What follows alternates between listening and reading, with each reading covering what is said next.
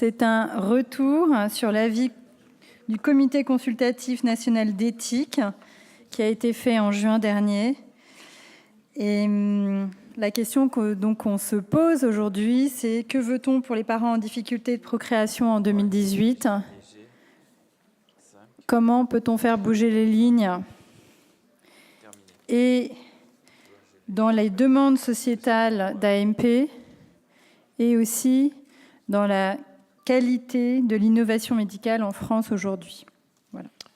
Donc voilà, je rappelle aux orateurs qu'ils ont chacun 10 minutes, qu'ils peuvent regarder sur la petite table, que là, il y a des papiers. Quand c'est 5, c'est la moitié. Ok. Après, il arrive 2 et 1. Et après, il y a marqué fin. Non, ouais, j'essaie d'être un peu organisé, ce qui, pour les gens qui me connaissent, c'est un espèce d'effort colossal. Donc, je vais commencer par me taire, sinon, à 2h du matin, on y est encore. Et... on va présenter, parce que alors oui, tout à fait, tu les connais tous, mais... Non, je ne connais pas tout le monde. Donc, effectivement, je vous prie de bien vouloir accepter les excuses d'un ami d'enfance, puisque je l'ai eu comme interne, qui est Jean-Marc Mayanga. Quand j'étais à la Lariboisière comme chef, j'ai Jean-Marc comme interne. Et donc, il se fait remplacer par... Je suis content d'ailleurs, je préfère... Voilà, je lui dirai. Donc, par une de ses collègues qui s'appelle Negar Kalorpour. Pas mal, hein, je l'ai prononcé du premier coup. Donc, voilà. Et je vais...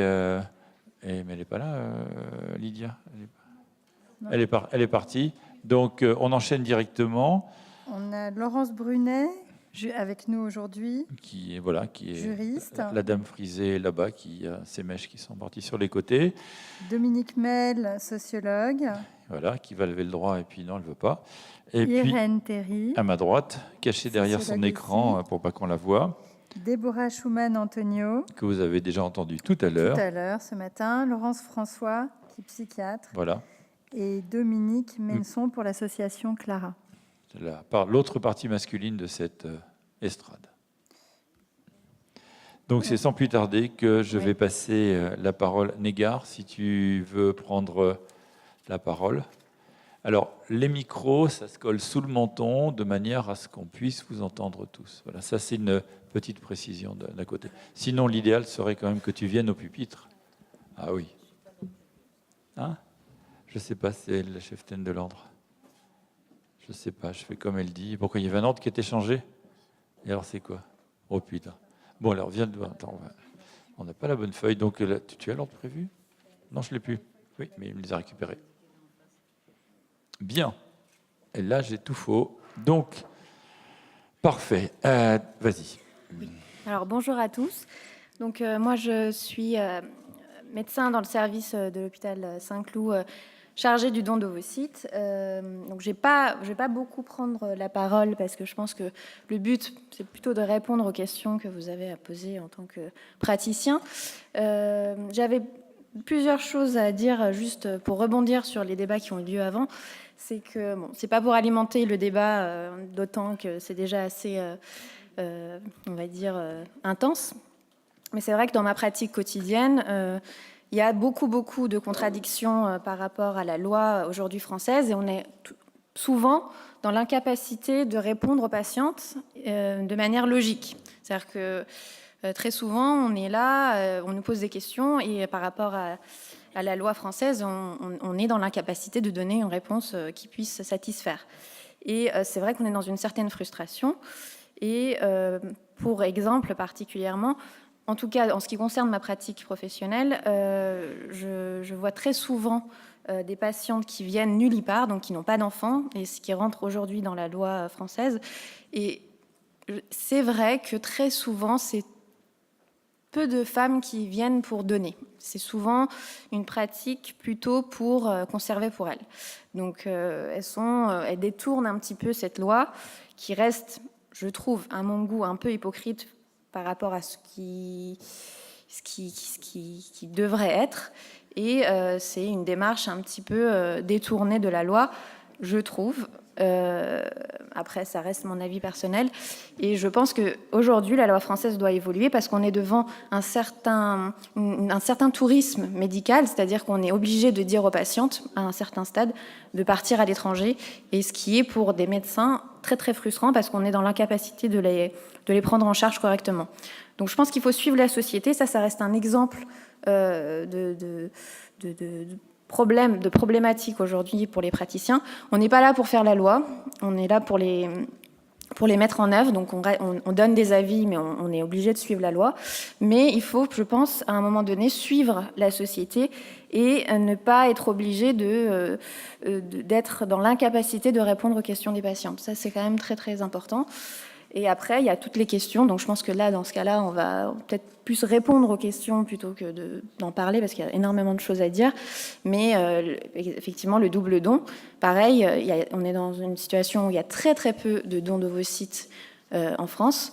Et un peu plus, c'est vrai, pour le don de sperme. Mais voilà, la question du double don, pareil, ça reste une question très, très débattue.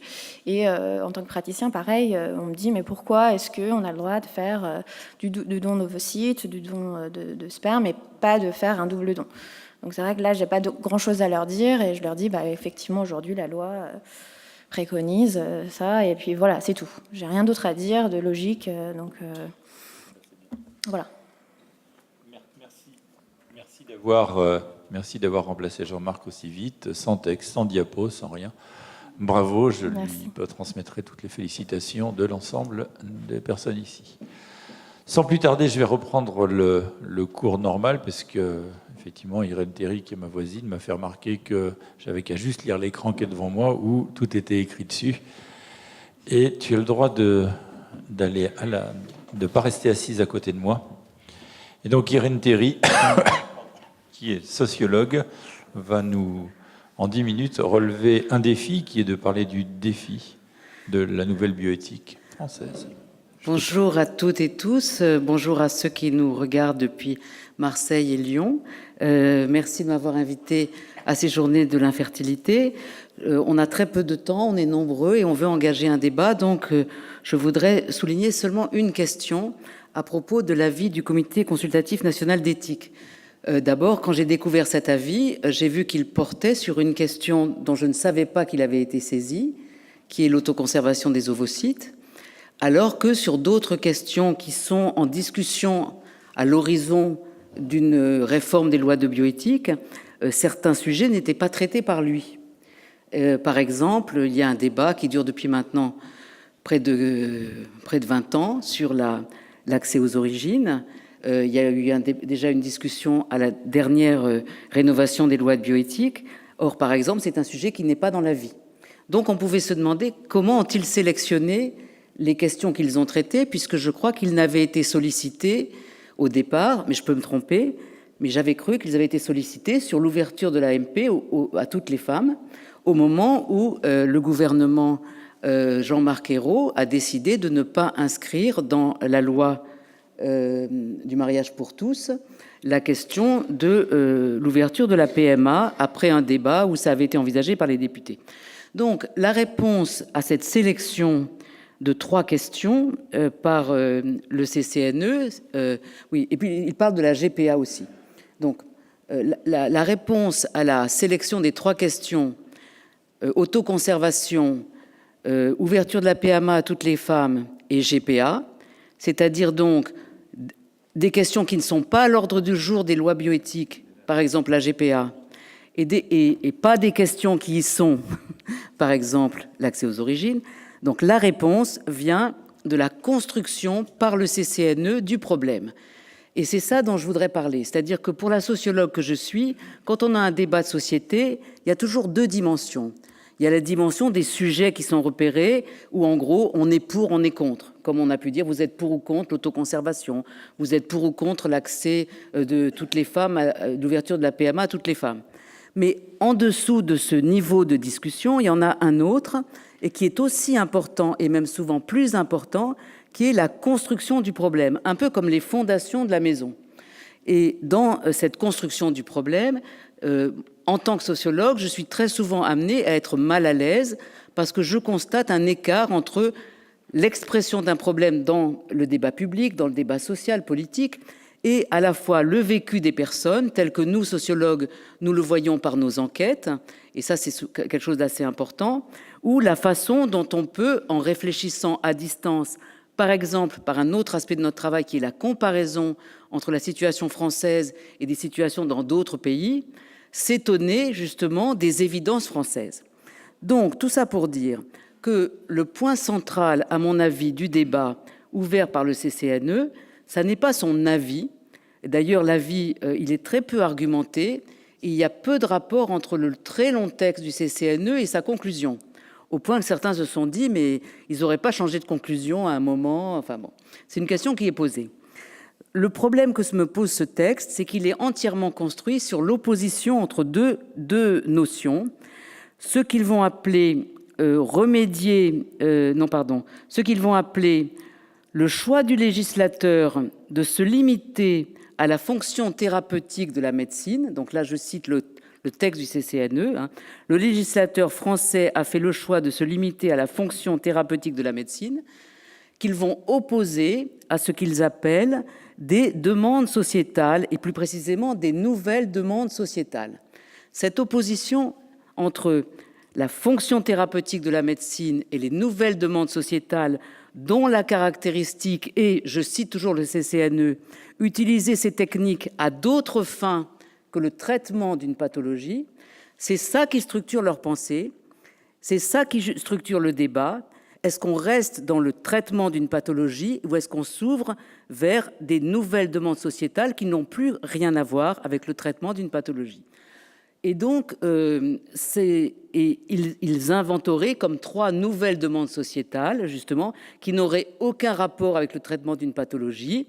L'ouverture de la PMA à toutes les femmes, l'autoconservation et des ovocytes et la GPA. Alors d'abord, on pourrait rappeler que quelquefois, justement, par exemple, la GPA a tout à voir avec la réponse au traitement d'une pathologie. Donc toutes ces questions doivent être prises avec beaucoup de précaution. Mais ce que je voudrais dire principalement, dans le temps qui m'est imparti, c'est une seule chose, au fond, c'est tout simplement que depuis que la PMA existe, elle ne s'est jamais limitée à la fonction thérapeutique de la médecine. Depuis qu'il y a, disons, les banques de sperme, les centres de PMA, il y a toujours eu 2 PMA. C'est ça qui me paraît important. Une PMA qui est très majoritaire, je crois que c'est 95% des naissances issues de PMA, est effectivement ce qu'on peut appeler une PMA thérapeutique. C'est-à-dire un couple hétérosexuel en âge de procréer s'adresse à des centres de PMA qui vont, avec diverses techniques, faire en sorte que ce couple qui ne pouvait pas procréer un enfant, à la fin du processus, il procrée l'enfant. Et donc, les deux parents d'intention sont également les 2 géniteurs. Il y a bien eu un traitement, que ça soit par insémination, fécondation in vitro, ICSI, tout ce que vous voulez. Et puis, à côté de cette PMA thérapeutique, il y a toujours eu, et ça c'est quand même intéressant et important de le rappeler, une PMA qui ne traite pas une pathologie, mais qui est justement celle qu'on propose en cas d'échec thérapeutique. Et cette PMA, c'est celle qui consiste à recourir à un don. Et donc, je pense que c'est important de concevoir que le recours à un don, donc là, je poursuis une réflexion dans laquelle Geneviève de Lézide-Parseval a été vraiment pionnière, je tiens à le rappeler à chaque fois, c'est-à-dire les dons de gamètes, ce ne sont pas des médicaments. On ne soigne pas, avec un don de sperme, l'infertilité d'un homme stérile. Le mari stérile reste toujours aussi stérile. Sa stérilité n'est pas soignée. Sa pathologie n'a pas été traitée. D'ailleurs, on ne lui a pas donné à lui les gamètes. On les a en général donnés plutôt à son épouse. Donc, on est plutôt dans ce que j'appellerais un arrangement social. Un arrangement social dans lequel il est demandé à une tierce personne de donner de sa capacité procréatrice pour permettre à un couple qui ne peut pas procréer par lui-même, par hypothèse en France en raison d'une stérilité pathologique, mais d'avoir quand même un enfant. Et donc, pourquoi c'est important pour moi de souligner cette différence entre la PMA qu'on peut appeler à juste titre thérapeutique, on ne pouvait pas procréer, à la fin on procrée, et la PMA qui est sociétale, dans laquelle le couple qui ne pouvait pas procréer, ensemble bien entendu, va quand même faire naître un enfant, mais avec l'aide d'une tierce personne, donc où la médecine et le droit ont contribué à organiser une nouvelle façon de mettre des enfants au monde, en quelque sorte un engendrement à 3, quelquefois même peut-être à 4, mais disons à 3, avec cette aide d'un tiers donneur. Donc d'un côté, on a poursuivi, si on veut, on peut le voir comme la suite de très anciennes pratiques. Après tout, dans le passé lointain, quand une femme avait un mari stérile, elle avait recours au bon service d'un amant, ni vu ni connu. La présomption de paternité du mari permettait de donner à celui-ci une descendance, et il fermait les yeux sur la petite entorse au contrat conjugal. Dès le 19e siècle, dans les cabinets de médecine, on sait bien qu'on a organisé des inséminations avec donneur. C'était du sperme frais, le donneur était derrière la porte, mais que l'Académie des sciences morales et politiques, l'Église ont condamné ces pratiques. Et c'est finalement à ce recours au tiers donneur que la cryoconservation du sperme a permis d'apporter un nouveau destin, en quelque sorte, en séparant le moment du don et celui de son usage. Donc si on admettait qu'on n'est pas dans cette rupture totale, jusqu'à présent, la PMA était thérapeutique, et nous faisons aujourd'hui une sorte de saut, ce qui est proposé serait de faire une sorte de saut complet vers un tout autre usage de la médecine, de la PMA, vers ces demandes sociétales. Si on admettait qu'il y a plus de continuité que cela, et que d'ailleurs, si des couples de femmes ont pensé « pourquoi pas nous ?» c'est bien qu'existait déjà et qu'était déjà proposée cette PMA sociétale, mais qui était réservée à d'autres couples qu'elle, et que c'est bien donc les centres de PMA, en quelque sorte, qui ont produit la situation en mettant dans la société cette possibilité de cet engendrement avec tiers donneur, alors on aurait moins le sentiment d'une rupture, on aurait davantage celui d'une continuité, on ne serait pas donc dans la dramatisation des changements, mais en revanche, on serait capable d'avoir davantage de retours critiques sur un certain nombre de défauts du modèle bioéthique français. Par exemple, celui d'organiser des engendrements avec des tiers donneurs en les faisant passer de fait comme des procréations du couple qui a reçu le don, le fait de faire passer le mari stérile pour le géniteur de l'enfant, le fait de prendre un donneur qui a le même groupe sanguin, qui n'a aucune autre justification que de pouvoir faire passer le subterfuge. Donc un retour critique sur ces modèles, sur cette pseudo-procréation, sur cette logique du mensonge, et aussi un retour critique sur la question de l'accès aux origines. C'est un immense débat que je ne peux pas ouvrir maintenant, mais qui va avec en fait cet ancien modèle dans lequel on organisait des PMA avec don, donc social, on les faisait passer pour des thérapies, et pour faire passer la pilule, en quelque sorte, on finissait par masquer entièrement ce qu'on avait fait en effaçant don et donneur, c'est ce que j'ai appelé le modèle ni vu ni connu, que les demandes des couples de femmes et des femmes seules, en fait, révèlent à tout le monde et qui devrait être l'occasion d'un progrès moral et juridique pour tous et toutes. Je reste là ? On va prendre les questions à la fin, je pense que ça va être Je reste là ou je vais m'asseoir ? Non, tu viens te remettre à côté de moi. Donc de l'autre côté, Déborah Schumann, donc on a vu déjà tout à l'heure et même entendu, qui ce coup-ci va donner son avis sur l'avis du CCNE. Tu as 10 minutes pareil. Oh, je vais pas être très très longue. Moi, je voulais juste aborder deux choses. D'abord, parce que je suis pas sûre que ce soit complètement au clair pour tout le monde l'histoire de la loi telle qu'elle est aujourd'hui, puisqu'on parle de l'évolution, mais partons de ce qui existe aujourd'hui.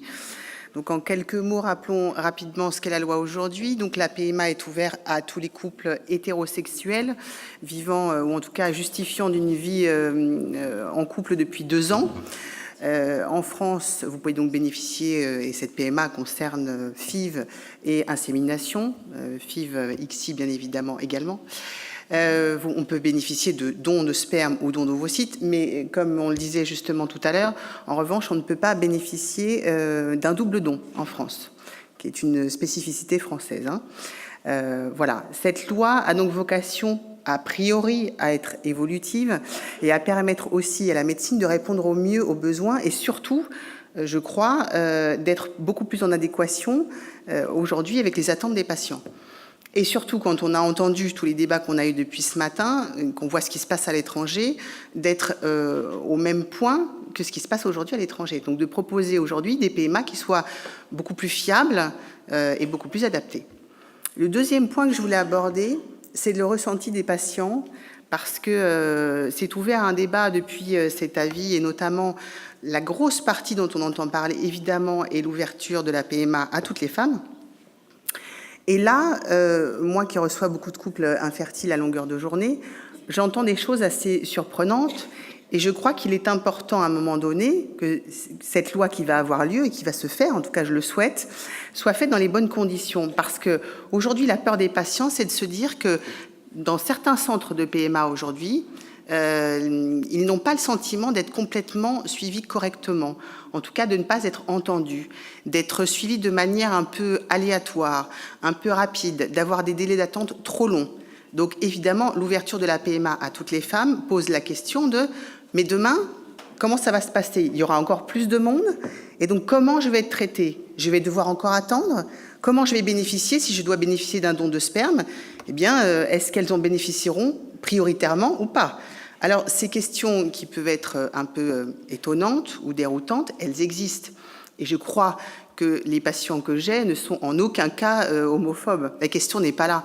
La question, elle est, mais aujourd'hui, est-ce que tout le monde aura une égalité de traitement ? Et je crois qu'il faut rassurer les gens et que cette loi qui va se faire doit rassurer et expliquer aux patients que oui, on va traiter les gens de la même manière et que les uns comme les autres auront le droit aux mêmes choses. Il y a une autre chose qui est entendue par les patients infertiles. Vous avez dû voir il y a quelques semaines des affiches qui sont apparues de la part d'associations contre le mariage pour tous et donc évidemment contre l'ouverture de la PMA à toutes les femmes. Ces affiches qui ont été, comment dirais-je pour être poli ? Je peux pas être poli ? Si, je vais essayer d'être poli. Bon, monstrueuses, inadmissibles, vexantes, blessantes, ont quand même donné un goût aux gens infertiles d'avoir le sentiment que leur enfant n'était pas normal, était biologiquement et génétiquement anormal. Ça, ce sont des propos qui, à mon sens, ont été inadmissibles et inacceptables et très blessants pour les gens infertiles. Il ne faut pas oublier leur souffrance, il ne faut pas oublier ce que ces personnes vivent aujourd'hui et qu'elles vont toujours bénéficier demain de cette PMA, mais en accueillant du mieux possible les femmes qui vont arriver demain. Je crois qu'entendre dire que son enfant fait par PMA est un enfant anormal est une chose d'une grande violence quand on a eu tant de mal à l'obtenir.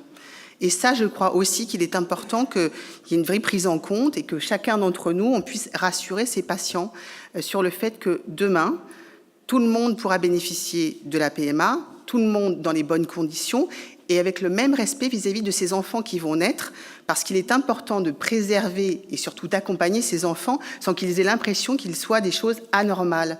Ce sont des enfants comme vous et moi et qui auront eux-mêmes des enfants. Voilà, c'était en tout cas le message que j'avais envie de faire passer. Je crois qu'il y a un gros travail de communication sur l'ouverture, qui ne se borne pas évidemment à la PMA pour toutes les femmes, puisqu'il y a des évolutions, on va le voir, médicales, mais en tout cas que tout le monde ait l'impression d'être entendu à sa juste valeur, que les personnes infertiles puissent être entendues dans leur souffrance, et que ces femmes qui désirent demain avoir des enfants avec d'autres femmes aient tout à fait le droit également d'avoir l'ouverture et surtout le respect vis-à-vis de leurs souhaits et de leurs désirs d'enfants. Voilà. Merci. Merci Déborah. Je passe la parole à ma collègue psychiatre Laurence François qui vient d'ouvrir son centre il y a peu de temps. Je suis désolé de ne pas avoir pu venir, j'étais coincé ailleurs. Bah oui, c'est ça. Je sais. Oui, donc je suis psychiatre et surtout psychothérapeute spécialisée dans les questions de fertilité, de parentalité, et j'ai ouvert avec 9 collaborateurs un cabinet dédié à cet usage qui s'appelle l'Arbre de vie. Donc ça, c'est ma maternité professionnelle, et d'un point de vue personnel, je suis maman d'une petite fille de 5 ans qui est née grâce à un don d'ovocytes après un long parcours. Donc voilà d'où je parle. Je fais toujours relire mon topo à mon mari, et là il m'a dit mais cette année ton topo il est pas du tout psy, et puis en plus il est énervé. Et je lui ai dit oui mais je suis énervée en ce moment, je lis tellement d'inepties dans la presse, dans les médias, et comme dirait la chanson, ça m'énerve. On y parle de droit à l'enfant, on y parle de justice sociale, d'un désir d'enfant égoïste ou de caprice, comme si les parents étaient des consommateurs et les enfants des objets, un sac à main ou une belle montre. On y lit que les femmes modernes sont trop carriéristes, sont anti-hommes, sont des amazones. On dit qu'une absence programmée du père générerait de la souffrance. Et au nom du sacro-saint intérêt de l'enfant, on vous dit « Mais madame, vous n'y pensez pas. Vous n'allez pas élever un enfant seul, comment ? 2 femmes avoir un enfant, mais ça serait nier la différence des sexes. La seule vraie famille, donc ça serait la famille PME. Papa, maman, enfant. » Alors un autre thème qu'on lit souvent, à partir d'un certain âge, on ne devrait pas avoir d'enfants, surtout quand on est une femme. Et puis on lit aussi parfois que si on est infertile, c'est surtout pour de bonnes raisons, que la nature ou Dieu a ses raisons, qu'il ne faut pas la contrarier, que d'ailleurs la majorité des infertilités sont psychiques. On lit aussi ne pas avoir d'enfants, ce n'est pas une maladie grave. Enfin, j'en passe. Donc tous ces discours moralisateurs, culpabilisants, ajoutent de la violence à la violence et minimisent l'obstacle. La plupart des personnes concernées par l'infertilité la vivent comme un handicap, d'autant plus difficile à assumer qu'il est intime et qu'il est invisible. Alors, à quand le débat et pourquoi attendre ? C'était le premier titre de notre table ronde. Il y a eu les promesses des 2 dernières campagnes présidentielles, et puis on entend maintenant qu'il faudrait un débat apaisé, sans brutaliser les consciences. Mais c'est pas ça un débat. Un débat, ça se construit sur la maïeutique, ça se construit sur du conflit. Pour faire accoucher les esprits, il n'y a pas de péridurale. Les soi-disant débats, pour l'instant, ils sont monopolisés par des hyper-conservateurs, des représentants religieux intégristes ou des minorités extrémistes qui avancent à visage masqué. On débat entre hommes, au nom du bien des femmes, comme dans le rapport du CCNE concernant la préservation ovocytaire, c'est quasiment écrit « Oh, la FIF, c'est pénible quand même, ces pauvres femmes, on ne va pas leur imposer ça ». Ou alors ailleurs, on lit « Ce serait refuser les limites physiologiques de la ménopause ». Et puis on parle des lesbiennes aussi en leur absence, sans les convier, sans les interroger. On invite à s'exprimer dans la presse un ancien chercheur sur le déclin, Monsieur T, pour ne pas le nommer, qui brandit pêle-mêle le spectre de l'eugénisme, les OGM, l'industrialisation de la reproduction humaine en laboratoire, le nazisme, ce qui témoigne plutôt de l'ampleur de ces fantasmes que d'une connaissance des limites actuelles de la médecine reproductive. Bref, je suis énervée, hein. Tout ça est bien éloigné de la réalité des femmes que je reçois au cabinet, de leur désir de devenir mère et des études sérieuses que l'on a à notre disposition pour réfléchir à toutes les configurations familiales actuelles. Donc je voulais aujourd'hui parler des exclus de la PMA en France, c'est-à-dire ceux et celles qui ont des projets d'enfants et qui vont devoir se rendre à l'étranger en payant de leur poche, avec le sentiment d'exclusion qui va de pair. Se rendre dans un pays dont on ne parle pas la langue, financer plusieurs séjours en plus des soins, des nombreux examens indispensables, mener une enquête, choisir sa clinique, se voir proposer des tas de techniques dont on n'a jamais entendu parler et décider lesquelles on va utiliser, c'est vraiment un choc. Il y a un abysse en termes de disponibilité, de rapidité et de moyens entre les soins nationaux et ces cliniques privées étrangères. En plus, il faut faire face aux préjugés de son entourage et avoir un absentéisme difficilement justifiable au travail. Donc le cas de figure le plus fréquent que je rencontre au cabinet, ce sont les femmes seules. Les femmes célibataires, elles vont devoir payer à l'étranger des soins parce qu'elles sont seules. C'est la double peine. Elles ne se sont pas vues vieillir en plus souvent, alors que devenir maman solo, comme l'a finement étudié Dominique Mel, c'est le plus souvent un choix par défaut d'avoir rencontré un compagnon qui permette de devenir maman. Toutes les femmes que je reçois espèrent construire une vie de famille assez classique finalement et donner un père à leur enfant, quitte à faire les choses dans le désordre, entendez de façon non conventionnelle, en inversant conjugalité-parentalité. Quant à l'adage « Madame, on n'élève pas un enfant seul », ben non, ni à 2 d'ailleurs. Hein. C'est insuffisant, il faut un village, il faut un réseau amical, il faut un parrainage. La maternité, pour moi, elle n'est pas individuelle, elle est collective. Et ces femmes qui ont l'honnêteté, le courage d'avoir un enfant avec une aide médicale alors qu'elles pourraient piéger un homme dans une aventure d'un soir, imposer une paternité forcée, elles se voient refuser l'accès des soins en France. Alors l'argument suprême, c'est vous n'avez qu'à adopter. Alors outre le fait que le nombre d'enfants adoptables se réduise à peau de chagrin ces dernières années, les travailleurs sociaux découragent dès le premier entretien les femmes seules et les couples de même sexe d'ailleurs, en leur disant un mot à peine couvert que les candidats couples hétéros sont les meilleurs. Deuxième cas de figure que je rencontre au cabinet, ce sont les couples de femmes. Elles vont à l'étranger parce que leur orientation sexuelle ne permet pas de procréer naturellement. alors que, comme le soulignait Irène tout à l'heure, des techniques permettent de dissocier sexualité et procréation depuis même la fin du XVIIIe siècle chez les humains. Mais est-ce que l'orientation sexuelle a un rapport avec le désir d'enfant, avec la capacité à élever un enfant? Les travaux de Martin Gross nous montrent qu'aucune différence fondamentale n'est retrouvée entre les enfants élevés au sein de foyers hétéros ou homoparentaux. En tout cas, dans les familles homoparentales, le mode de conception est expliqué tôt, clairement, honnêtement aux enfants. Il a fallu l'intervention d'un homme dans le processus. L'histoire de la venue au monde de ces enfants dans ces couples est avant tout une histoire d'amour et de désir, et il faut en être fier, nous dit Serge Effez. Troisième cas de figure que je rencontre fréquemment, ce sont les femmes de plus de 40 ans en couple qui ont besoin d'un don ovocyte. Et elles doivent se rendre à l'étranger. Parce que sous couvert de dons anonymes et gratuits, modèle qu'on s'est construit un peu à la va-vite sur le modèle du don d'organes, la pénurie en France est criante, les besoins sont sous-estimés parce que beaucoup de couples ne s'inscrivent pas dans les sécos et vont directement à l'étranger. Donc, plusieurs options seraient intéressantes. Revoir la question de la gratuité, dédommager les donneuses, parce que quand même faire une FIV, c'est loin d'être une partie de plaisir, et que symboliquement, ça pourrait temporiser un peu la dette de la receveuse vis-à-vis de la donneuse, qui est de toute façon insoldable. Permettre de préserver les ovocytes pour raison d'âge, c'est pour l'instant pas légal en France en dehors de maladies sévères, ça permettrait d'anticiper un avenir procréatif un peu tardif.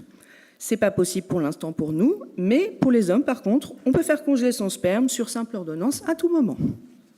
Alors, est-ce qu'on est dans une société sexiste, patriarcale? Le monde du travail ne facilite pas les choses. Si vous êtes une femme, on vous demande à l'embauche ou avant une promotion si vous avez prévu une grossesse prochainement, bien que tout cela ne soit pas du tout permis. L'aménagement de poste au retour de congé de maternité, c'est une galère. Celui du mode de garde, c'est très compliqué. Et puis, on en passe dans la sphère privée, la répartition des tâches et de la charge mentale reste inégale. Dernier cas de figure qui rejoint un petit peu le précédent, ce sont les couples qui ont besoin d'un double don. Ma collègue gynécologue le soulignait tout à l'heure. Ben, eux aussi, ils doivent aller à l'étranger parce qu'en France, l'accueil d'embryons est possible, on en a en stock, mais le double don, on n'a pas de stock, donc on ne peut pas en avoir. Pourtant, il me semble, beaucoup de couples me disent en tout cas, qu'accueillir un embryon issu d'un autre couple équivaut à adopter pour eux le projet d'autres personnes, alors que bénéficier de 2 dons permettrait d'être représentés chacun par un alter ego gamétaire, si on peut dire. Donc en conclusion, l'infertilité est déjà dévalorisante pour le couple, dévirilisante ou déféminisante pour l'individu concerné. À cela s'y ajoute la souffrance liée au regard de la société, le sentiment d'exclusion et d'injustice de ne pouvoir accéder à des soins près de chez soi. Ces cas de figure illustrent des avancées qui sont à souhaiter pour le futur des enfants à naître en France. Concernant le don de gamètes, il faudrait mieux valoriser la logique du don, sensibiliser vraiment la population, en faire la publicité de manière moderne, ciblée, non ringarde, pas trop timide. Je me souviens d'un rendez-vous qu'on avait eu avec Laetitia Poisson à l'agence de biomédecine où on leur avait dit « Mais pourquoi vous ne faites pas un flash de pub avant le 20h sur TF1 ?» Et ils nous avaient dit « Oh là là, mais vous n'y pensez pas !» Voilà. Alors, Le Monde titrait la semaine dernière « Et si on ouvre la PMA à toutes les femmes, on va aboutir à une pénurie de sperme ».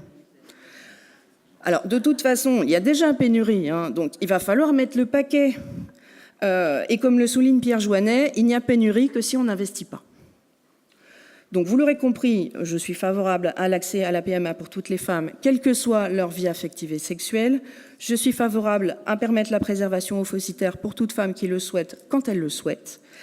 Je souhaiterais aussi d'autres révisions que je n'ai pas argumentées, et je pensais qu'Irène allait parler un peu plus en détail de l'accès aux origines. Pour les enfants du don,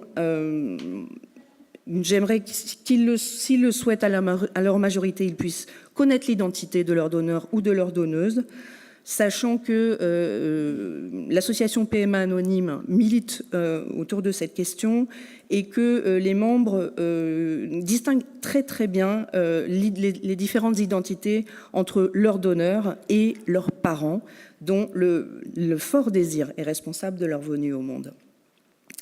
Concernant également les techniques de PMA, on en a parlé tout à l'heure, notamment avec Christophe Siffer, l'extension du diagnostic préimplantatoire, le PGS, pour toutes les FIV, comme le défend René Friedman, pour permettre le diagnostic de ploïdie, c'est-à-dire permettre de réimplanter uniquement les embryons qui ont le bon nombre de chromosomes plutôt que tout un tas d'embryons qui, de toute façon, ne donneront rien, ce qui éviterait quand même beaucoup de fausses couches, beaucoup d'échecs d'implantation inutiles, économiquement, physiquement et psychiquement.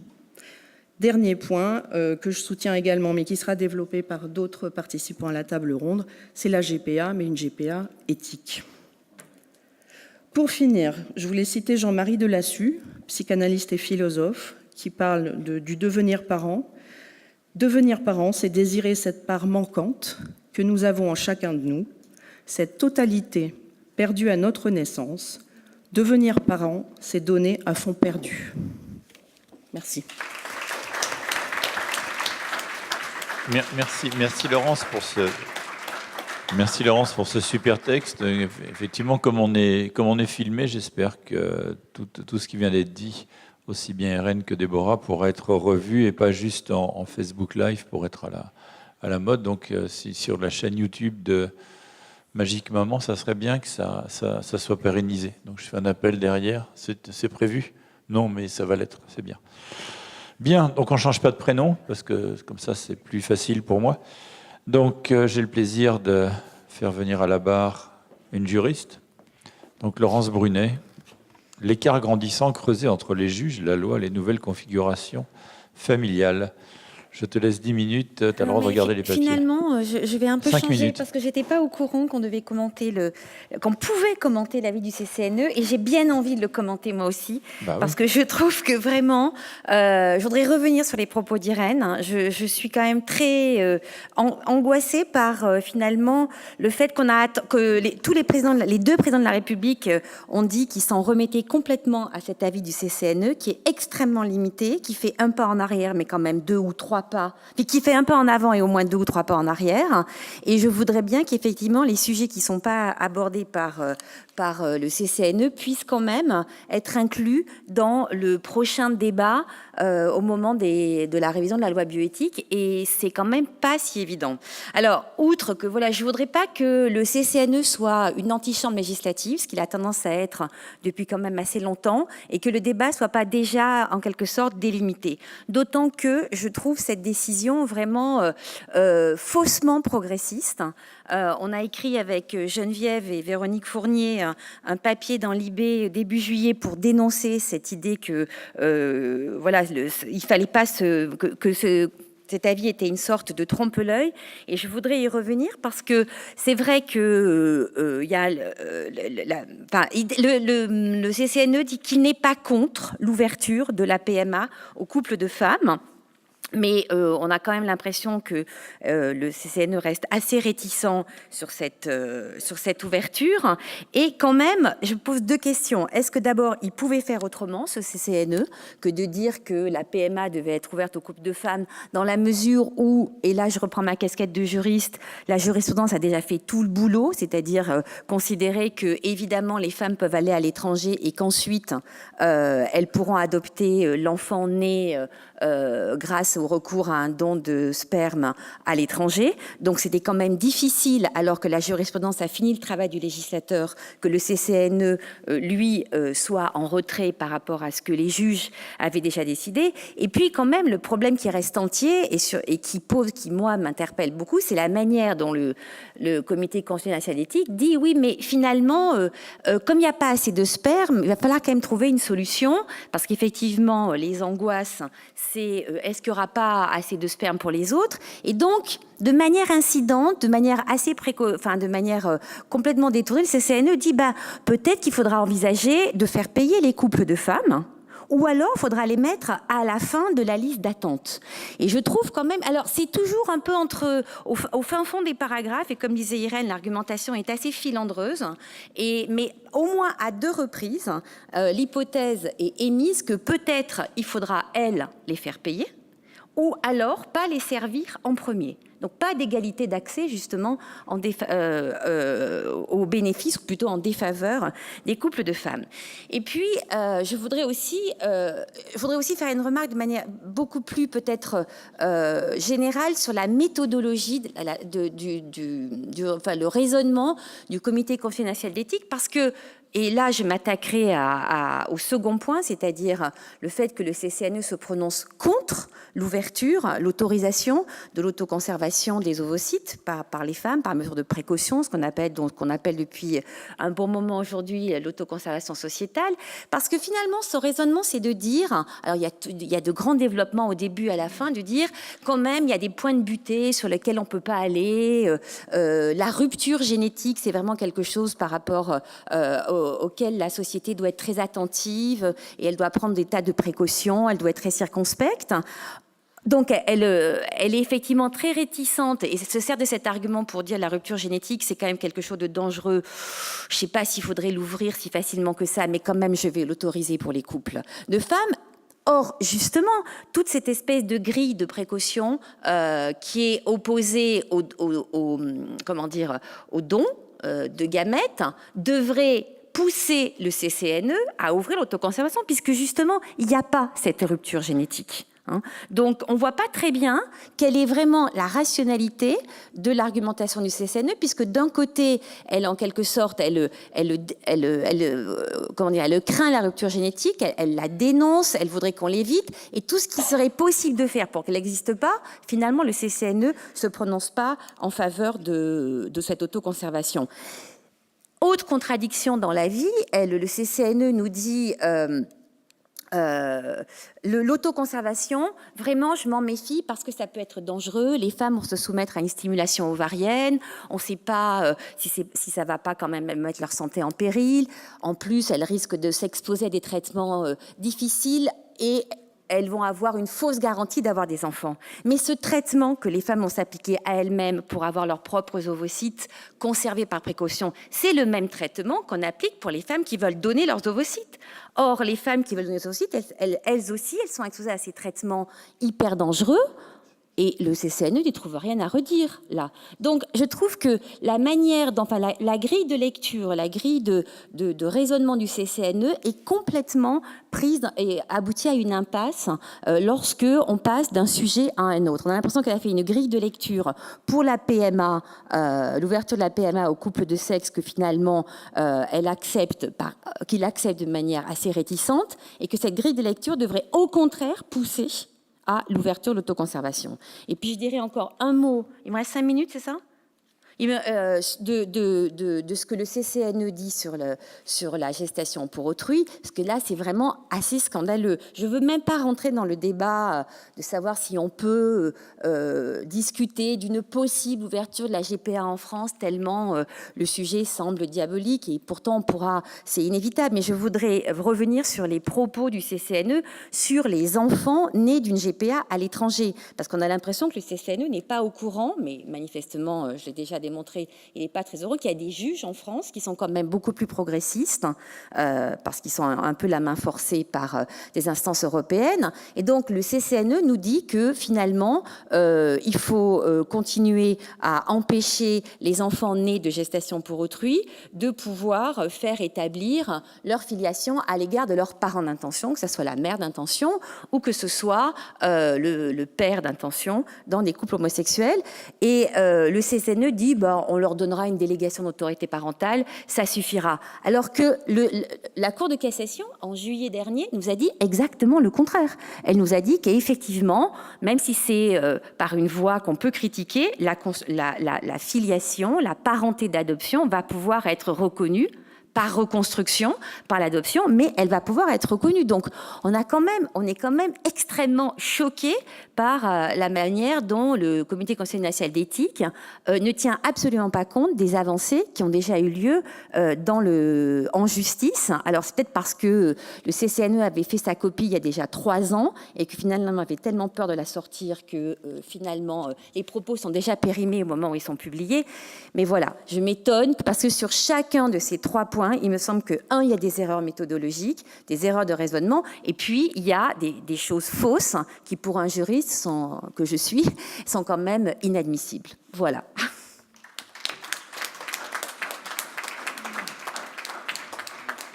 Merci Laurence pour cette improvisation sur un sujet qui était un peu différent, mais de toute façon, tu avais envie de faire ton coup de gueule, tu l'as fait, donc il n'y a pas de problème. Bon, quitte à continuer dans la GPA, la table ronde qui est rectangulaire. Donc je passe la parole à Dominique Menson, qui a monté l'association Clara. Et voilà, avec une loi faite sans et contre les couples infertiles, c'est un petit peu ce qui se profile. Dominique, tu as 10 minutes, et quand tu vas marquer 5, c'est que c'est plus que 5. D'accord. Tout d'abord, merci beaucoup aux organisateurs et à Laetitia de nous avoir invités. Donc ici, on peut donner la parole aux patients. Et merci aussi à mes camarades de table, parce que je partage tout à fait vos propos.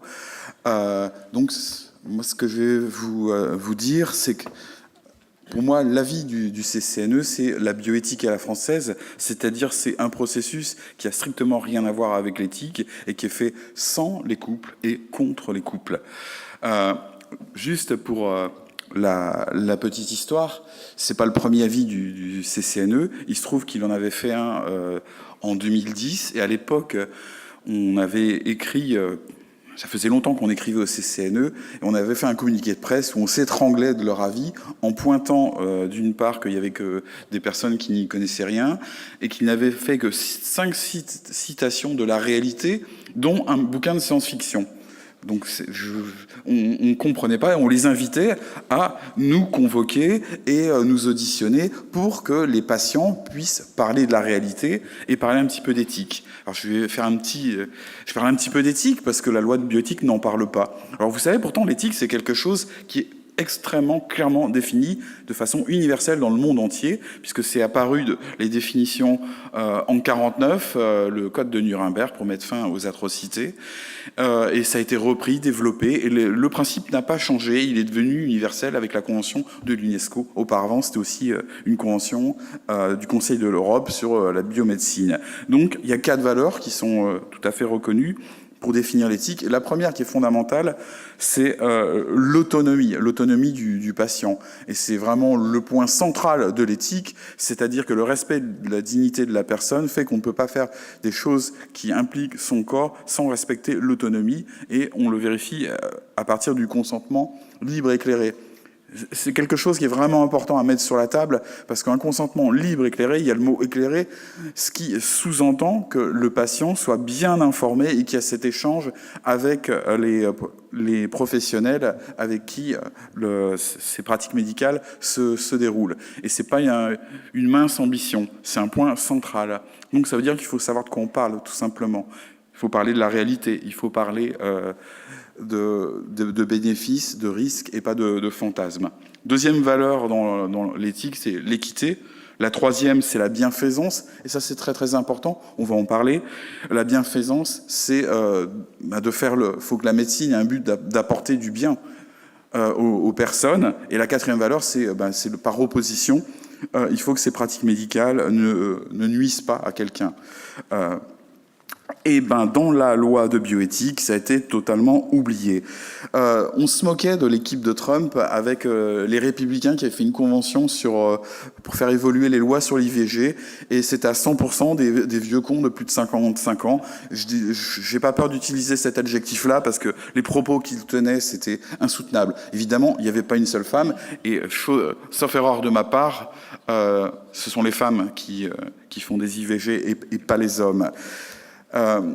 Dans la révision des lois de bioéthique, c'est exactement la même chose. Quand vous lisez l'avis du CCNE ou quand vous avez assisté dans l'hémicycle à ces discussions-là, jamais on va parler de ces 4 valeurs dont je vous parle de l'éthique. En fait, on va assister à quelque chose qu'on vous présente en fait comme un précepte religieux, comme en fait un interdit alimentaire, c'est-à-dire savoir comment il faut égorger la bête. Ça devrait se débattre, mais non, un précepte religieux, on vous dit c'est comme ça, et tu dois pas manger ceci, pas cela, et on est infoutu de vous l'expliquer. Or, si on fait non pas du précepte religieux, mais de l'éthique, la première chose, c'est de passer sur la question de la bienfaisance. C'est quoi le bénéfice de l'assistance médicale à la procréation? Ça va être quoi le bénéfice de la GPA? Ça va être quoi le bénéfice pour un couple de femmes d'accéder à un don de sperme? C'est déjà la fin d'une souffrance. Mine de rien, on ne le dit pas, mais cet enjeu, il est quand même énorme. Il y a des tas d'études qui ont été faites. Il y a des personnes qui se suicident, ne pas pouvoir avoir d'enfants. Quand votre désir fondamental, c'est de fonder une famille, c'est une souffrance immense. Moi, j'ai un immense respect aussi pour les couples qui ne font pas d'enfants, parce qu'il vaut mieux ne pas faire d'enfants que de faire des enfants quand on ne le désire pas. Mais la liberté procréative, c'est aussi faire des enfants si on le souhaite.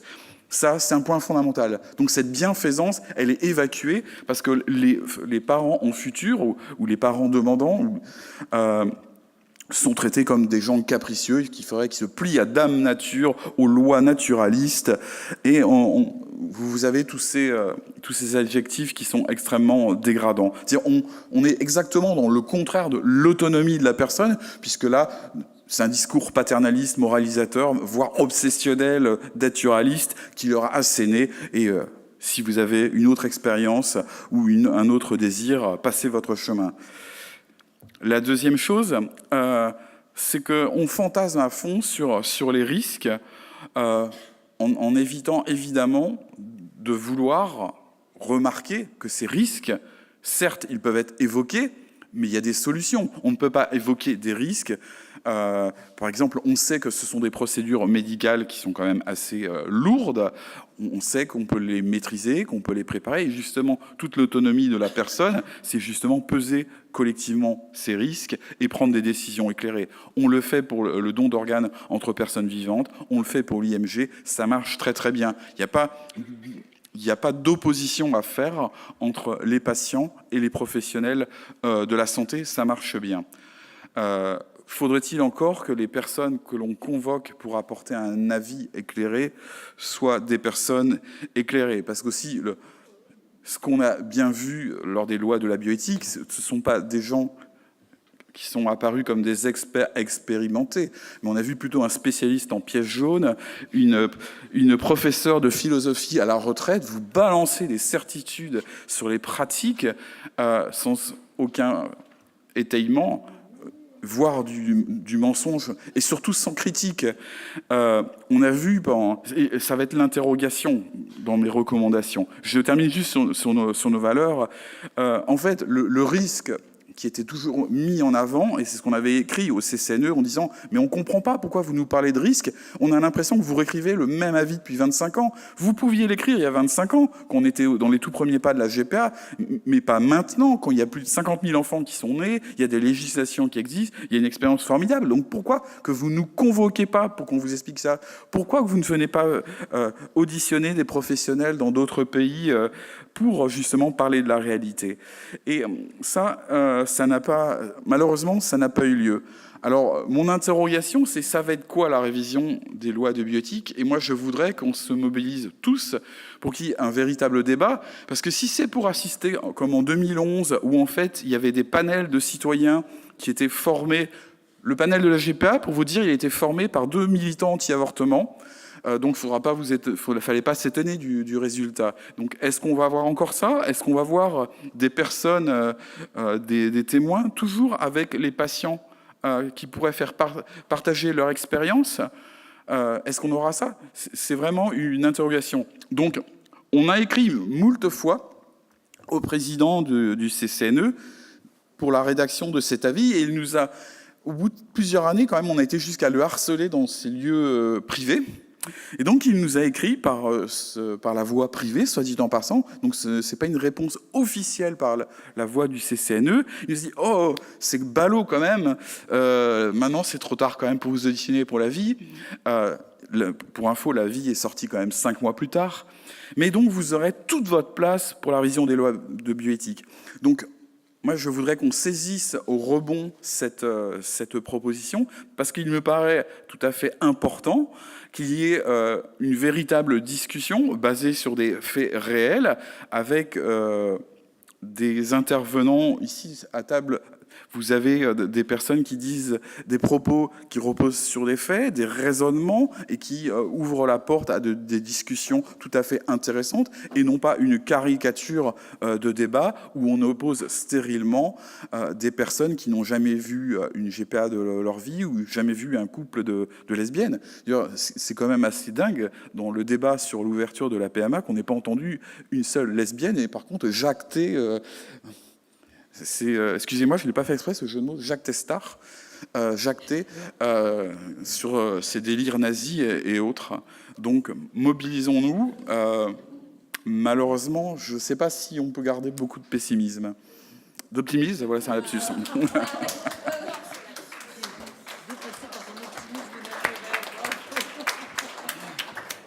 Merci beaucoup, Dominique, pour ce plaidoyer. Et comme là aussi, pareil, vous avez vu qu'on a, pour ne pas se fatiguer trop, on met les prénoms 2 par 2. Donc, après Dominique Menson, Dominique Mel. Les changements de sexe. Après, Bon, je vais venir à ce truc que j'aime pas du tout. Oui, mais c'est une bonne façon voilà. pour que tout le monde t'entende. Voilà. Alors, ça va le son? Oui. J'avais appelé ma petite intervention et pourquoi pas la GPA. Mais surprise, je vais vous surprendre, je ne vais pas discuter des arguments pour ou contre la légalisation de la gestation pour autrui, mais je vais me poser des questions faussement naïves et un peu protestataires sur un préambule à cette révision, à savoir que la gestation pour autrui n'est pas à l'ordre du jour de la révision des lois de bioéthique. Elle n'est pas à l'ordre du jour et mon propos va consister à démonter un à un les arguments qui veulent écarter du débat public puis du débat parlementaire la gestation pour autrui, les écarter un par un pour combattre que la GPA soit tabou dans le débat public aujourd'hui. Alors, argument numéro 1. On va faire ça très carré, hein, numéro par numéro. Argument numéro 1, on révise les conditions d'exercice de la procréation médicalement assistée, entre parenthèses son accession, et la GPA n'est pas assimilable à la procréation médicalement assistée. Argument absolument totalement faux, sauf en ce qui concerne ce qu'on appelle la procréation pour autrui, c'est-à-dire quand la femme porteuse donne à la fois ses gènes, ses ovocytes et porte l'enfant, donc elle est une mère porteuse totale, auquel cas elle n'est pas obligée de passer par une éprouvette, un médecin et de la technique médicale. Elle peut se débrouiller comme dans toutes les inséminations artificielles artisanales. Mais à partir du moment où il y a gestation séparée de procréation, du don de gamètes, on passe par une éprouvette. À ma connaissance, on passe par une FIV. À ma connaissance, la terminologie procréation médicalement assistée a été créée pour désigner la fécondation in vitro. Donc, exclure la gestation pour autrui de la fécondation in vitro est tout à fait incongru. Arguments numéro 2, 3 et 4, que je vais traiter les uns après les autres, et qui ont trait à la révision de la loi bioéthique. Alors, évidemment, concernant l'issue de cette révision, il y a 2 scénarios qui ne sont pas encore joués, puisque le débat n'a pas eu lieu, les débats parlementaires non plus, les propositions de loi n'ont pas été proposées, les amendements non plus, donc on en est au tout début. Donc on peut dire qu'il y a 2 issues. Une issue, c'est de conserver en l'état les dispositions de la loi de 1994, dont un des fondements, néanmoins, reste le fait que la procréation médicalement assistée soit connectée avec une infertilité médicalement constatée, plus une maladie transmissible, mais donc elle est connectée avec du médical. Et si on reste dans cette optique, c'est-à-dire si la loi est révisée avec des petits codicils, des petits arrangements, des petites évolutions, des petits lissages, mais qu'elle reste dans le cadre de la problématique d'une intervention de type thérapeutique, entre guillemets, puisque tout le monde a bien expliqué que ça soigne rien du tout, que ça... Mais si on reste dans ce cadre-là, il est absolument absurde d'exclure de la discussion la gestation pour autrui, puisqu'on est dans le cadre d'une problématique qui est comment traiter la stérilité, et que largement dénoncée et par Maya et par Clara depuis plusieurs années, et par toutes les femmes et les couples, enfin par tous les couples qui ont été en gestation pour autrui dans d'autres pays, puisque c'était interdit en France.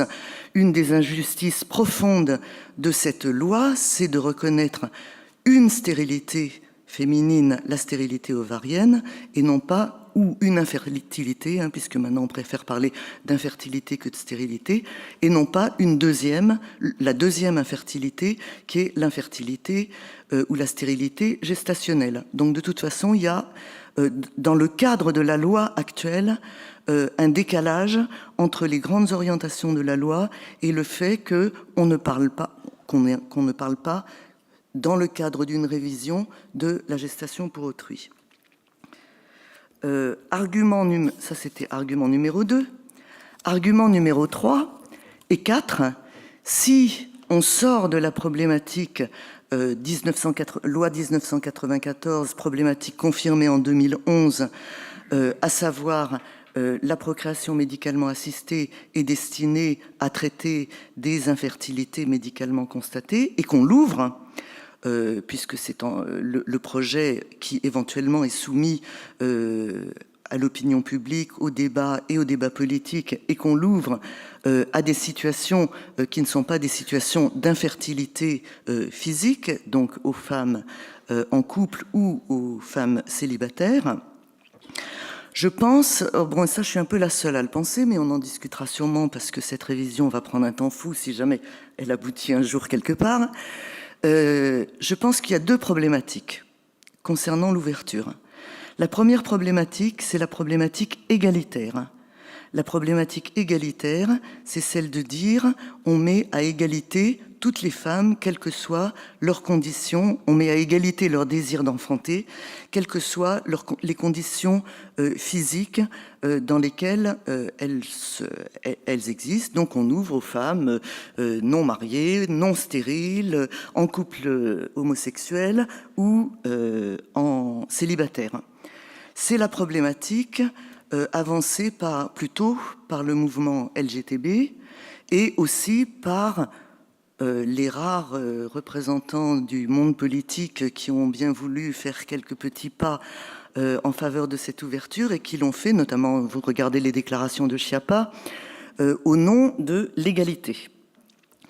Alors je pense qu'au nom de l'égalité, qui est une problématique absolument défendable en démocratie, au nom de l'égalité, on ne peut pas exclure la gestation pour autrui du débat parlementaire et du débat de la révision, dans la mesure où, au nom de l'égalité, il restera des situations qui seront hors prise en compte de la procréation médicalement assistée si elle est ouverte, et ces situations qui ne seront pas prises en compte, ce sont les situations des couples masculins dont personne ne parle, qui est le tabou absolu. Et je pense qu'effectivement, si on ouvre au nom de l'égalité la procréation médicalement assistée aux couples féminins, aux femmes seules, il est absolument logique, inéluctable et souhaitable qu'elle soit ouverte aussi aux hommes en couple, ou même aux hommes seuls d'ailleurs.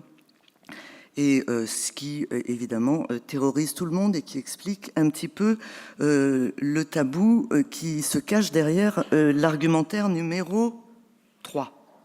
Ou 2, ou 3, je ne sais plus. 3. Ok. Je pense qu'il y a une autre façon d'aborder la question de l'ouverture, du changement de la législation concernant la procréation médicalement assistée.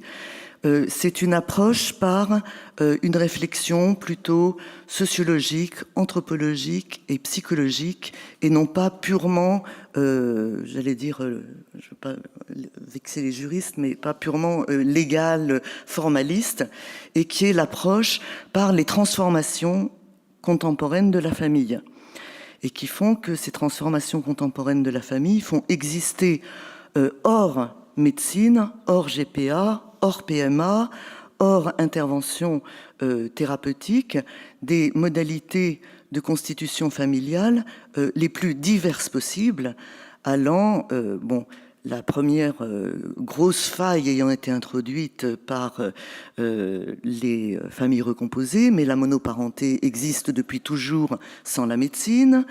La procréation médicalement assistée, en introduisant la médecine pour pouvoir concevoir avec plus que les 2 parents légaux, mais avec un tiers donneur ou une tierce donneuse.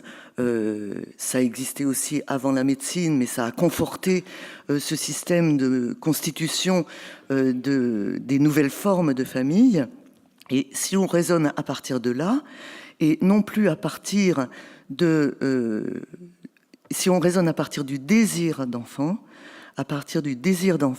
ça n'est plus une modalité technique de constitution ou non technique de procréation et de constitution, de création d'une famille qui rentre en ligne de compte, mais c'est ce que certains n'aiment pas, mais moi que je continue à aimer, le projet parental, la reconnaissance des enfants qui vont venir au monde voulu par les parents qui vont les reconnaître, et cela dans toutes les formes de conjugalité ou de non-conjugalité possibles. Dans ce cadre-là, on ne voit pas pourquoi la gestation pour autrui ne serait pas en discussion parmi d'autres façons de faire famille. Merci. Alors juste un tout petit truc. Merci, ok. Un tout petit truc. Dernier argument numéro 5, que je conteste formellement. Le débat est trop complexe et il n'est pas mûr. Alors que le débat soit complexe, c'est certain. Qu'il ne soit pas mûr, je ne suis absolument pas d'accord. Je pense que ça fait 25 ans, même avant la loi de 94, qu'on débat des procréations avec aide d'un tiers donneur ou d'une tierce personne, d'une mère porteuse qui aide. On en a parlé au début, au moment des lois de 94, de façon assez théorique. Depuis une dizaine d'années, je pense qu'on a tous les moyens d'en parler de façon extrêmement concrète, grâce aux associations qui ont fait voir cette réalité au grand jour, grâce aux témoignages. Il en sort des choses extrêmement contrastées, c'est-à-dire qu'on n'est justement pas dans le « tout va bien, c'est des familles comme les autres ». Non, ce ne sont pas des familles comme les autres, discutons-en. On n'est pas non plus dans « tout va mal, les enfants seront forcément martyrisés, abandonnés ». Non. Ils ont prouvé qu'il y avait des familles qui se comportaient comme d'autres familles. Discutons-en. Donc, je pense que vraiment, toutes les questions étaient mises sur la table. Le lien de la gestatrice avec son fœtus, l'attribution de la maternité à l'accouchement, la mercantilisation, les modèles législatifs expérimentés dans les autres pays. Oui, parce que j'ai dit qu'il y a les expériences que nous ont apportées les gens qui sont engagés dans ces aventures, et il y a aussi maintenant une connaissance formidable qu'on n'avait pas en 94 et qu'on a depuis une dizaine d'années de ce qui se passe ailleurs et de ce qui est souhaitable, pas souhaitable. Bon. Donc je voudrais juste un mot, dire que finalement, si la GPA n'est pas à l'ordre du jour de la révision des lois de bioéthique, c'est pour une très mauvaise raison qui a été évoquée tout à l'heure par une des intervenantes, qui est qu'on a peur du débat, du conflit, de la manif pour tous, des débordements et de la conflictualité. Et d'ailleurs, Emmanuel Macron, dans une candeur quasiment naïve, a dit qu'il souhaitait un débat apaisé. Bon, ça on le souhaite tous, mais un débat consensuel, c'est impensable. C'est comme si on souhaitait un consensus sur l'IVG qui a été voté et qui pourtant n'est toujours pas consensuel. Donc, débattons. Merci. Désolé de t'avoir un petit peu coupé la parole, mais il faut qu'on puisse laisser des places aux questions. Merci beaucoup. Olivia, des questions de nos auditeurs qui sont à Marseille ou à... Alors, on n'aura plus les duplex en n'y a plus de Marseille duplex, et à non. Lyon. Par Voilà. contre, dans la communauté... En est-ce qu'on revanche, a des- elles nous ont posé des questions, J'adore tout à ça. fait, dans la communauté, pardon. Non, mais j'adore le côté communauté, c'est bien. Alors, elle nous demande... C'est Alors, la première question vient de Lyon. Comment influencer les politiques, alors, puisqu'on a vu que l'avis du CCNE est quand même parcellaire, on peut le dire, ou en tout cas indécis. Oui. Comment influencer les politiques? Un référendum sur ces questions de bioéthique pourrait être une solution, selon vous? Ben, si référendum il peut être que venant des politiques. Après, on n'a pas le droit, nous, de faire un référendum sans qu'ils viennent... voilà. Donc le référendum, c'est obligatoirement... Ça vient du gouvernement. Ou alors, je n'ai pas bien compris comment marchait la loi chez nous. Donc voilà, qu'après, on descende dans la rue, oui, qu'on aille avec des banderoles, oui, sûrement. Après, Quelqu'un veut répondre en nous, chez plus? Magique Maman, on a d'autres petites idées sur la question, mais je vous en parlerai dans une minute. Voilà, donc on va faire des choses dans les journaux. C'est une bonne idée. On va lancer une grande enquête. Est-ce qu'on a des questions dans la salle? Il y en a une juste Oui. devant, là. Donc, Merci d'être resté aussi tard. Donc, bonjour. Micro, comme ça. Je m'appelle Rita Legman et je suis une femme célibataire qui est dans un démarche de PMA depuis plus de 2 ans à l'étranger. Et en fait, j'ai créé un blog pour décrire le quotidien de cette démarche, côté psychologique, côté traitement médical, etc.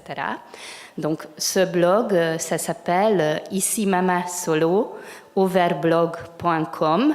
Donc, Ici Mama Solo, sans M à la fin de maman. Voilà, si vous tapez dans Google, vous pouvez retrouver ce blog. Et en fait... Aussi, je devais faire le constat avec les différents retours que j'ai eus de mes lecteurs et surtout des lectrices qu'aujourd'hui, les femmes célibataires qui sont dans ce type de démarche ne sont pas du tout visibles dans la presse, sont souvent isolées et en manque d'informations. Et donc, deuxièmement, au niveau de la presse, elles sont très très peu montrées. Donc voilà, donc c'est pourquoi j'ai en fait lancé plusieurs types d'initiatives. Donc par exemple, j'ai écrit voilà, au rédacteur d'un chef d'un grand hebdomadaire qui a fait un article concernant la PMA, qui n'a pas vraiment bien traité, on va dire, les femmes qui recourent à ce type de démarche. Et donc, notamment, voilà, des critiques par rapport au désir d'enfant, etc. Et voilà, et donc, je lui ai invité tout simplement de venir discuter avec nous. Et donc, j'ai créé un groupe de femmes qui souhaitaient témoigner en privé face à ce journaliste. Donc cette discussion, il a eu lieu finalement hier. Et il a été très très intéressant. Et finalement, ça nous a amené de vouloir créer un groupe parce qu'on a dit que si cette discussion est très bien passée avec ce journaliste-là et ça lui a fait évoluer sur ses positions, donc en voyant nos parcours, en voyant nos désirs d'enfant, en voyant nos souffrances. Si on referait le même type d'expérience avec d'autres journalistes ou si on ferait des témoignages groupés dans d'autres journaux, ça pourrait faire évoluer les mentalités, notamment dans cet état d'esprit de militantisme, donc Dominique Menesson vient de parler. Donc voilà, donc si vous voulez, donc je voudrais faire un appel. Si en tant que thérapeute, en tant que médecin, vous avez des patientes qui sont des femmes seules, qui sont dans ce type de parcours, qui aimeraient bien rencontrer d'autres femmes, qui aimeraient bien témoigner dans la presse pour que ce problématique soit visible, pour que les choses changent en France. S'il vous plaît, orientez ces femmes. Pour le moment, on n'a pas de site internet. Par contre, il y a mon blog qui existe. Donc, encore une fois, ici, Mama Solo, donc tout attaché, sans N à la fin de Mama. Et donc, vous pouvez envoyer vos patients vers mon blog et vous pouvez me contacter via le formulaire de contact. Merci beaucoup. Merci pour cette séquence publicité. Si je peux me permettre, le magazine Marie-Claire, qui est donc le groupe auquel appartient Magique Maman, a fait un grand article justement sur les mamans solo qui partaient en Belgique pour suivre leur PMA. Voilà, donc des femmes célibataires comme vous. Et donc la presse est assez investie quand même en France sur ces problèmes-là. Et donc s'investit au quotidien, surtout la presse féminine. Voilà. Tu as d'autres questions en ligne? Pardon. Vas-y. La question, qu'est-ce qu'on pourrait faire pour faire évoluer le débat? Moi, je crois quand même qu'on est dans un moment assez important parce que on n'a pas beaucoup d'informations sur la manière dont la révision de la loi bioéthique va se mettre en place. On sait rien, on en parle tout le temps, on sait rien. Et on sait simplement que c'est les espaces éthiques régionaux qui vont avoir à charge d'organiser des débats publics. Je vous rappelle qu'à Paris, c'est Emmanuel Hirsch qui dirige l'espace éthique régional. Tout à fait très ouvert sur certains sujets de société. Donc, je pense qu'il faudrait vérifier que, on va pas discuter des big data, de CRISPR-Cas9 ou des tests génétiques, etc. Mais parce que moi, j'ai un peu peur que le sujet soit complètement évincé, en fait, du débat public. Soit que les espaces régionaux décident de chacun, parce qu'ils vont se répartir les différentes questions qui vont être posées. Donc, il faudrait quand même pouvoir être vigilant sur le fait que ces sujets qui fâchent puissent être quand même abordés à plusieurs endroits. Or, pour l'instant, on nous dit que ça devrait démarrer, que ça a démarré. Le président du comité éthique a dit qu'ils étaient en train de travailler, M. Delfrécy, et on voit rien. Donc, je pense quand même qu'il faudrait pouvoir être en ce moment assez vigilant sur comment le débat, comment la liste des questions va être faite. Et s'il y a des conférences des citoyens, ça ne se passe pas comme il y a en 2009. C'est-à-dire que, justement, comme vous l'avez plusieurs fois dit les uns et les autres, que dans ces conférences de citoyens, il y ait des gens, il y a un débat contradictoire qui existe, c'est-à-dire qu'il n'y ait pas que des experts que la question soit ouverte et pas fermée comme elle était en 2009, et que puissent venir des gens qui connaissent le terrain, que des associations puissent venir et raconter les expériences. Bien sûr qu'il y a un débat contradictoire, d'accord, mais qu'il existe vraiment, qu'il n'y ait pas que des gens qui soient a priori opposés. Donc tout ça, rien n'a été publié, le cahier des charges, rien n'a été publié, donc c'est vrai que c'est un peu inquiétant. J'ajouterais qu'il n'y a pas que le débat ouvert par le CCNE, mais il y a aussi le débat de la PMA en tant que telle, qui aujourd'hui en France est quand même bloqué par la loi de bioéthique. Donc quoi qu'il arrive, on est en retard déjà sur les pratiques médicales, au-delà des demandes sociétales. Pardon ? Pour changer la loi de bioéthique, ça va passer par la révision de la loi et des états généraux. On ne peut pas faire autrement. J'entends, mais je veux dire, on est même en arrière des demandes sociétales. Enfin, voilà. On pense, nous, chez Magique Maman, très concrètement, on en avait parlé avec la présidente de l'association Maya, qu'aujourd'hui, on a quand même, en tant que société civile, un outil assez formidable de pression sur les gouvernements qui s'appelle une pétition. Voilà. Alors, on n'est pas forcément toujours partant. Ceci étant, on a un exemple très concret sur une pétition qui aujourd'hui est devenue une loi à niveau européen, qui est celle sur les déchets alimentaires des supermarchés. Je ne sais pas si vous la connaissez, mais elle est partie d'une petite pétition et qui a essaimé tout au long des dernières années et qui aujourd'hui s'est d'abord transformée en une loi française puis en loi européenne. Donc moi je vous propose de vous soumettre un texte pour ouvrir une pétition de ce type-là, parce que tant qu'on continuera à débattre comme ça, et là on débat publiquement puisqu'on est en Facebook Live, donc on débat avec quand même plus de 45 000 personnes qui nous voient sur chaque conférence en Facebook Live, je vous propose, à vous tous qui avez participé à cette journée, de débattre sur un texte de pétition qu'on mettrait en ligne et qu'on signerait tous pour faire avancer un peu les choses, au moins un peu. Qu'est-ce que vous en dites? Que c'est une bonne idée.